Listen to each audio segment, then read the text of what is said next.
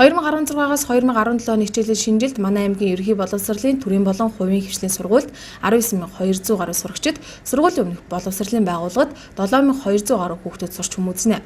Үүнтэй холбогдуулан аймгийн эцэг даргын тамгын газраас санаачлан Дархан хотынхон 55 жилийн ойг өгтөж боловсролын газар, худалдаа аж үйлдвэрийн танхим, Дархан нумын худалдааны төв, хаан банктай хамтран 2016 оны 8 дугаар сарын 26-наас эхлэн залуучууд театрт хичээлийн шинэ жил 2016 үзэсгэлэн худалдааг 3 хоногийн турш явуулахар болж өнөөдөр нээлттэй хийж байна. Нээлтийн арга хэмжээнд нийгмийн бодлого, төсөл хөтөлбөрийг хариуцсан аймгийн эцэг даргын орлогч Төвшинбат, хөгжлийн бодлогын хэлтсийн дарга Баясгалан болон бусад хэлцээгийн дэлхийн дарга нар оролцсон юм а.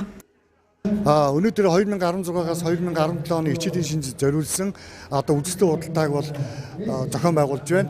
Ерөнхий зохион байгуулагчаар аймгийн эцэг даргын тамгын газраас зохион байгуулсан. Энэ үзэсгэлэн худалдааны гол онцлог нь бол боловсролын яамнаас баталсан хүүхд болгонд байх заавал худалдаа авах 6 төрлийн бараа бүтээгдэхүүнийг нэг доор чигээс нь бол авах бүрэн боломжтой. Энэ хичээлийн шинэ жилд бол сургуулийн боловсролд 19,200 хүүхэд, цэцэрлэгүүдэд бол 7,200 хүүхэд бол элсэн орж суралцсанаа. Ингээд та бүхнийг энэ үзэсгэлэн худалдаан дээр өргөнөөр үйлчлүүлэхийг урьж байна. Боловсрол соёл шинжилгээ ухааны сайдын тушаалаар батлагдсан заавал авах 6 төрлийн бараа бүтээгдэхүүнийг үндэсний үйлдвэрлэгчдээс нэг доороос хямдүнээр авах боломжийг энэхүү үзэсгэлэн худалдаа олгож байгаамаа. Нээлтийн үеэр ивент итгэж байгууллагуудаас судалгаанд хамрагдсан хүүхдүүдэд гарын бэлгэгч мөн гардуулж байлаа.